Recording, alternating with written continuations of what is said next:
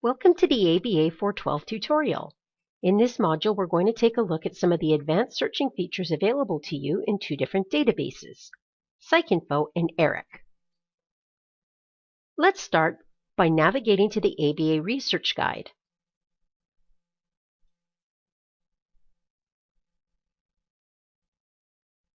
Then click Start Searching. When we scroll down the page, we can see that one of the most recommended databases for this topic is PsycInfo. As this little blurb states here, you'd choose it if you're looking primarily for research from the behavioral sciences and mental health lens. If you click on this link from home, you'll first have to log in with your CAPU credentials. On campus, the page will open automatically to the search screen.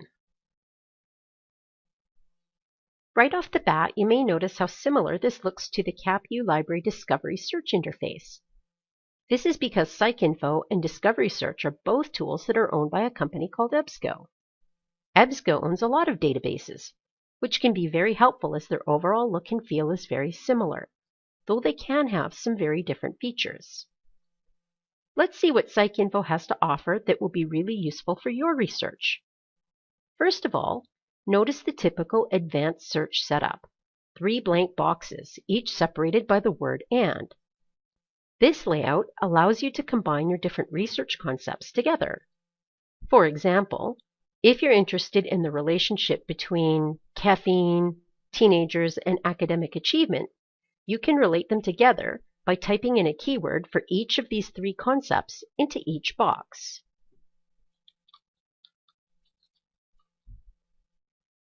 Caffeine in the first box, teenagers in the second box, and academic achievement in the third box. This is how you relate them together, rather than needing to add the word relationship into the mix. Let me stress again, you only want to put keywords for 1 concept per box. Now it's important to note that most research topics will require that you add some synonyms, separated by the word "or". After all, not all researchers will necessarily use the same vocabulary you've chosen, and you'll miss their work if you miss their search terms. It's not always easy to come up with synonyms, though, especially if you're new to the topic. You could always try searching an online thesaurus to come up with some ideas, but they don't always include the terms that scholars use. Fortunately, databases often have a thesaurus that you can use that will take a lot of the guesswork out of finding material for your topic. For example, let's pretend you're trying to think up some synonyms for the word teen. Click the thesaurus link and type the word teen into the browsing box. At first, this seems unsuccessful. After all, it says in red that the term I entered wasn't found. But let's look more closely. Actually, here are a couple of ideas. We have both teenage and adolescent mentioned here, 2 potential synonyms to add to our list.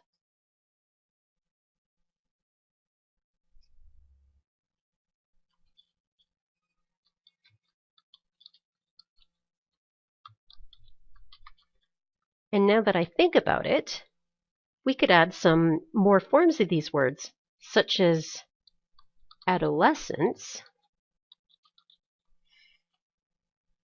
or the word teenaged. Now, one thing that might be kind of occurring to you at this point is that typing out all these forms of the word teen is a lot of work. Here's another great feature that most databases have.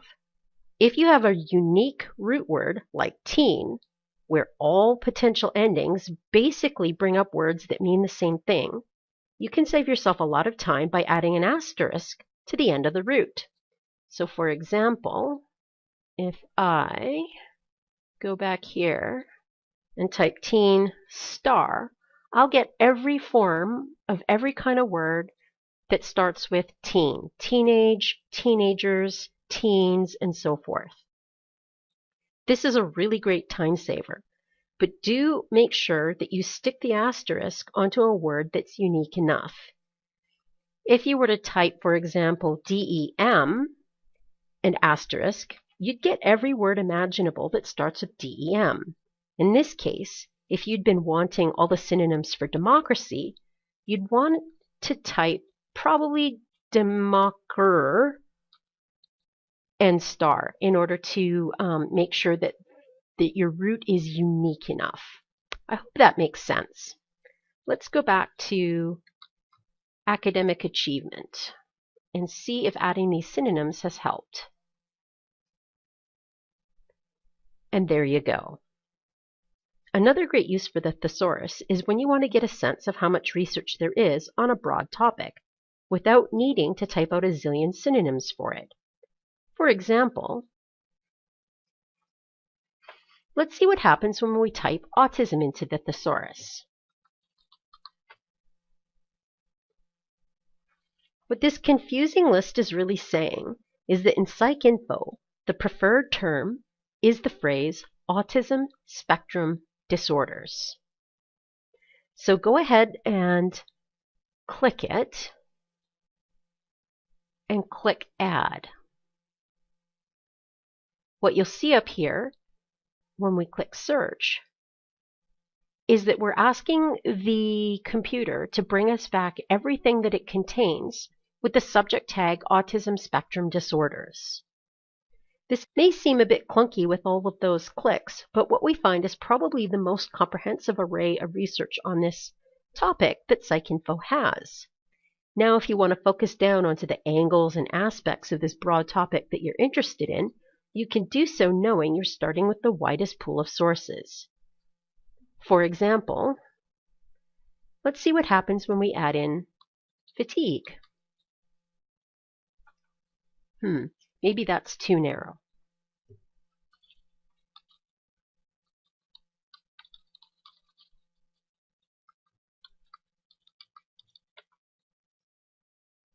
That's better. Another way you may want to narrow your results down is to only see results from a specific type of research methodology or test. PsycInfo, unlike most other databases, has limiters for these built right into the database. When you click on the methodology link here, what you're seeing is an analysis of your current results list. So out of these 60 some odd results, 48 of them are from empirical studies. You can see there's probably a bit of overlap here with 41 being quantitative studies, 6 longitudinal studies, 5 clinical case studies, and so on. If there happens to be more options than what can fit into this little menu, you'll see the Show More link.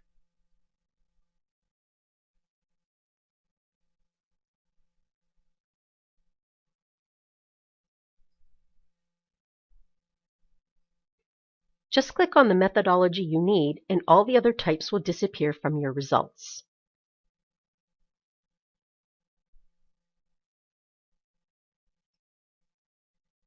If you change your mind, you can easily undo this limiter by clicking on this X here.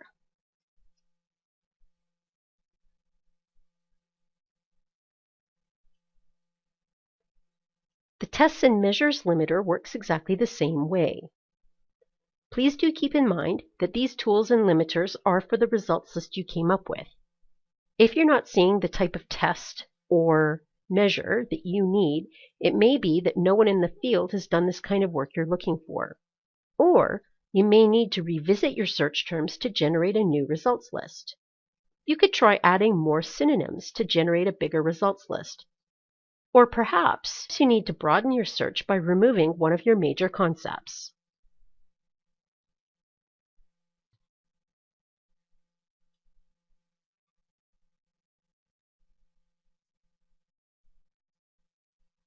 Look, twin studies.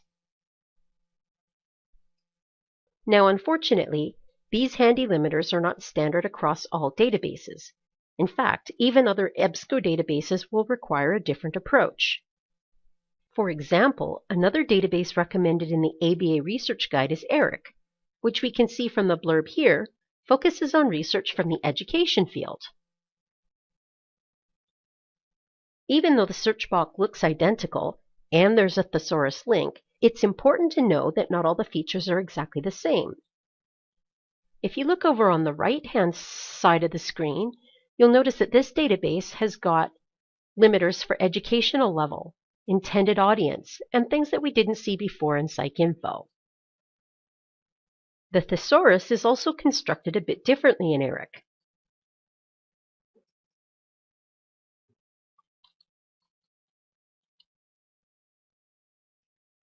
As you can see, the preferred term for autism is pervasive developmental disorders, not autism spectrum disorders as it was in PsycInfo.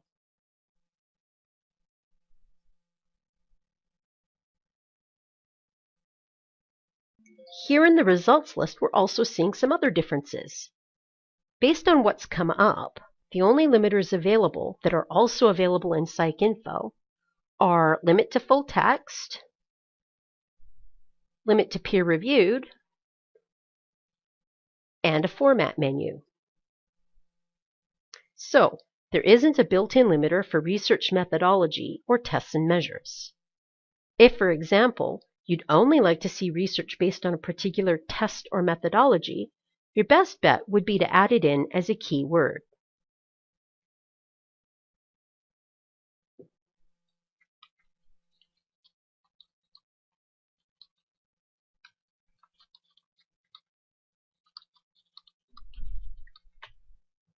If you're already using all the search boxes for your research concepts, you can add a line for your methodology keywords by clicking the plus sign here. This may not be quite as convenient as having a built-in menu, but it still works. Let's shift over a little bit to the right side of the website so that we can check out a couple other similarities between these databases that you can learn about. Once you've started to find some results that look interesting to you, you can keep track of them in ERIC, PsycInfo, and Discovery Search all the same way. Click this little folder icon to save the citation information for everything that you'd like to look at again.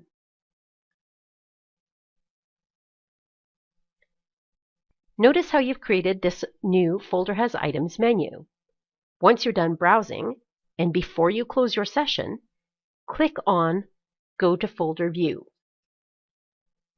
You can take one last look to make sure you're still interested in all these items, clicking the individual items you'd still like to keep, or clicking Select All. Over on the right, you can see a number of options that you can do with these items, including the option to email the citation and possibly even the full text of these items to yourself. Once you've clicked the email icon, this is what comes up. Here's the field to enter your own email address, and here's where you can choose from one of these citation format styles. If you're interested in having PDFs as available attached to the email, you can leave this checked in.